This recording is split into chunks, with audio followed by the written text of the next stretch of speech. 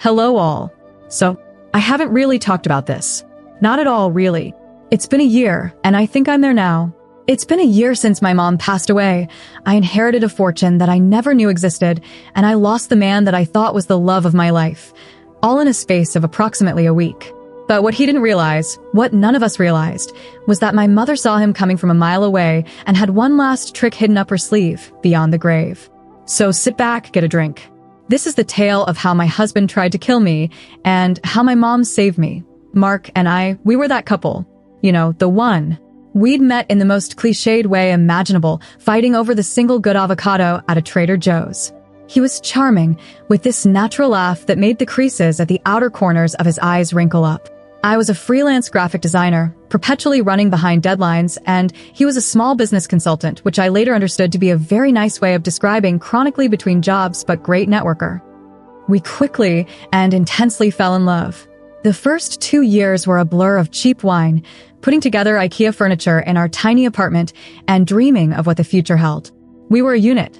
When my computer crashed a week from a huge project due date, he slept over with me for 48 consecutive hours at a 24-hour Kinko's, drinking coffee with me and eating stale donuts, just so that I wasn't alone. When he was trying to begin his own consulting company, I made his logos, his website, his business cards, all for free, because this is what you do. You invest in each other. He'd grab my face in his hands and tell me, "It's you and me against the world, Clara. We're gonna create an empire." And I'd believe him. I really, honestly did. The red flags. God, how blazing they seem now, don't they? But when you're experiencing it, they're just quirks. Strange things you rationalize. My mom, Eleanor, was my best buddy. She was a single mother who'd worked 2 jobs to bring me up and never trusted anybody easily. When she met Mark, she was polite, but I could feel this reserve. She was breathing shallowly around him. "He's very smooth, honey," she'd said at one point, stirring tea.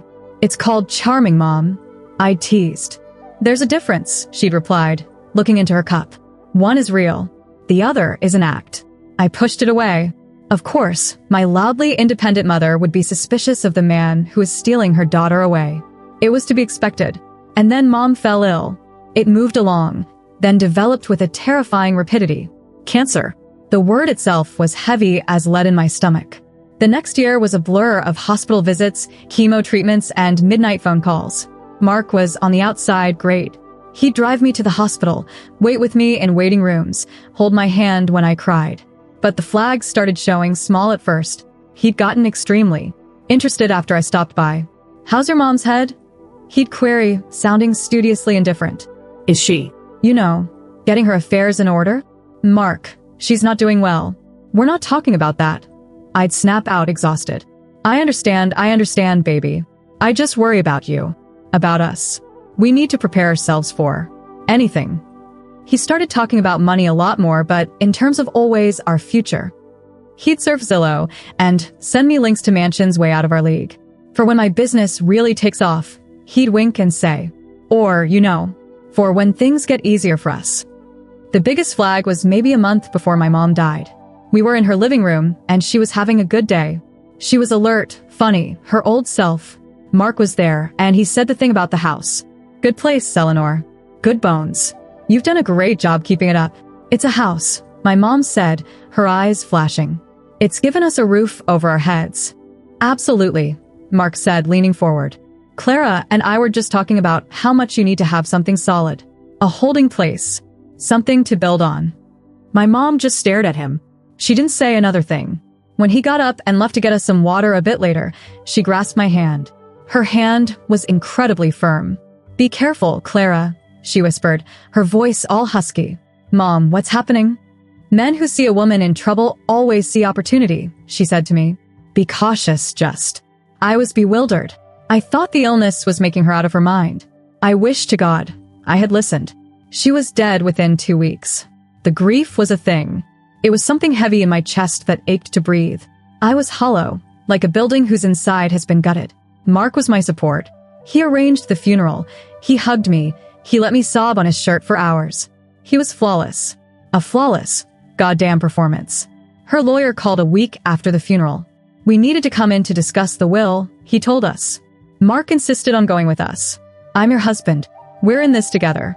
I'm here to support you." We waited in the sweltering, wood-paneled room. The lawyer, a soft-spoken, gray-haired man named Mr. Davison, looked over at me over his glasses. He cleared his throat. "Clara, your mother was a very frugal woman, and she did make some just wonderfully shrewd investments during the past 40 years. He slid a folder along the desk. I opened it. I read the number on the summary page, and I felt the air leave my body. It wasn't a home and some savings of thousands. It was millions. $7.4 million exactly. My mom who went shopping for clothes at Goodwill and had a 20-year-old Toyota, was a multimillionaire. I started to cry, a quivering mix of shock and a new wave of mourning. She had all this money, and she never spent it on herself. She put it all aside for me. I shot a look at Mark, and for the first time I saw it. The mask slipped not, broke. His eyes were not soft with pity for what I was losing. They were wide, flashing with a raw, horrible hunger. He reminded me of a starving man who'd just been served a banquet. He recovered quickly, squeezing my hand. "Oh, honey," he breathed, his voice thick with fake emotion. This changes everything. We're safe. You're safe." But his hand was clammy. His squeeze was proprietary. The words "we" and "our" suddenly felt threatening. The remainder of the remaining 3 days were surreal. He was a changed man. He was on the phone around noon every day with financial planners, talking about investment portfolios and tax havens. He used the phrase "our money" so many times that I winced. He was manic, ecstatic. My loss was an inconvenience, a backdrop to his new, unexpected wealth. And then, on the 4th day, I came back from a walk, the first time I'd been outside the house alone since the funeral. There was a manila envelope on the kitchen counter. My name was written on the front. There were divorce papers in it. He'd filed for divorce. He'd done it the day following we'd exited the lawyer's office. I fell to the floor, the linoleum cold against my skin. The paper slipped from my ice-cold fingers. I couldn't breathe. The man who held me while I cried, who reassured me we were a team, had been conspiring. All the "I love yous," all the comforting hugs after my mom died. They were all lies.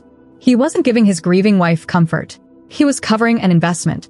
He came back home a few hours later. I was still on the floor. He wasn't even surprised. He just sighed, a touch of irritation. "Clara, get up. Let's not play melodrama." I was hardly more than a breath. Why? He had the audacity to be sympathetic. "Look, this is for the best. I've been unhappy for a long while now." Unhappy.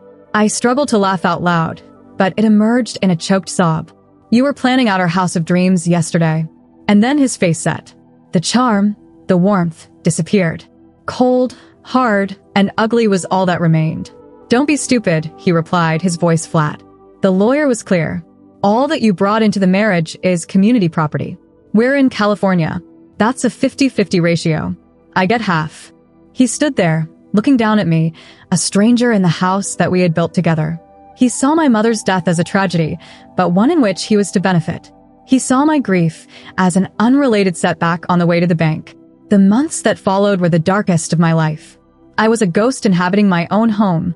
I recast every memory, every moment, and looked at it through this new, frightening lens. The all-nighter at the copying store for Kinko wasn't a labor of love. It was him protecting his investment in my being able to create. The "you and me against the world" lectures weren't about a collaborative partnership. They were about positioning me to trust him entirely. My mother's words echoed in my head. Men who see a woman's suffering see opportunity. I was appalled. He was going to take half of my mother's savings, her final gift to me, and laugh all the way out the door. My lawyer said it was a shot in the dark. The inheritance was obtained while we were legally married. It was a marital property. Mark was going to win. He was going to take nearly $4 million from me and disappear. I was rock bottom, ready to just give up, when the telephone rang and my mom's lawyer, Mr. Davison, called me. "Clara," he sounded sunny. "I know that this is a difficult time, but I need you to come see me in my office. There's something your mother wanted me to discuss with you, but only on specific terms." "What terms?" I replied, my voice dull. "A divorce petition." A tiny flicker of something, hope, curiosity, in my chest. I went to his office the next day. Mark's lawyer had also called me, belligerent, asking for statements. I was sick. Mr. Davison sat me down. He looked at me, a small sad smile on his face. "Clara, your mother loved you more than anything in the world. She was also, as I've indicated, a very, very smart woman. She anticipated this. What do you mean? He opened another file. It was thick, leather-covered. The inheritance is not a simple lump sum left to you. Your mother was too clever for that. She settled all her property into a very specific, very complicated legal document called an irrevocable spendthrift trust. He said the words there. The trust has one primary beneficiary, you. But there is also a very specific, very unconventional disbursement clause. A clause your mother and I designed ourselves. He pushed one page in my direction. I scanned the legalese, but he explained it to me. The trust funds, each and every $7.4 million of them, were not legally mine. They were the trust's. I was not allowed to touch the principal, and the trust was constructed so that it would be protected from creditors, from lawsuits, and from husbands. Mark was not legally entitled to the money because it was not legally my money. Not yet. And that was my mother's genius, her final sweet gesture of protection. The stipulation stated that the whole of the trust, the interest, the principal, all of it, would not become my own, to belong to me, until one thing was done. The official and legal dissolution of my marriage to Mark Peterson. I looked at him, my mind clicking slowly into focus. Mr. Davison smiled. Your mother suspected his motives, Clara. She set a trap. If he was a loving husband, you'd live off the generous interest the trust generates for the rest of your lives, together. But the principal would remain protected. If, however, he was the man she feared he was if he filed for divorce hoping to cash in well, he'd be triggering the very mechanism that cuts him out completely. The inheritance wasn't part of the marriage when he agreed, because it wasn't legally mine. It only will be mine after the divorce is over. He didn't ask for 50% of nothing. He gets nothing. Not a single goddamn penny. The wave of relief that washed over me was so strong, I was sure I was going to pass out. It wasn't about money. It was about the knowledge that my mother, even on the other side, had seen it. Seen me, recognized me, and protected me. Her love was a citadel. Mark found out a week later from his lawyer. I was informed he threw a chair at the wall. His company, subsidized for years by my freelance work, was broke. He was counting on his mom's money to cover him. He had to go bankrupt. He lost everything because he was greedy enough to try to take everything. It's been a year. The divorce is done. The money is mine. I sold that little ghost-haunted apartment and bought a tiny beach house. I started a foundation in my mother's memory, providing grants to women starting businesses, a testament to her strength. I sit here at night sometimes and think about him. I don't even feel angry anymore, not really. I just feel a deep sympathy.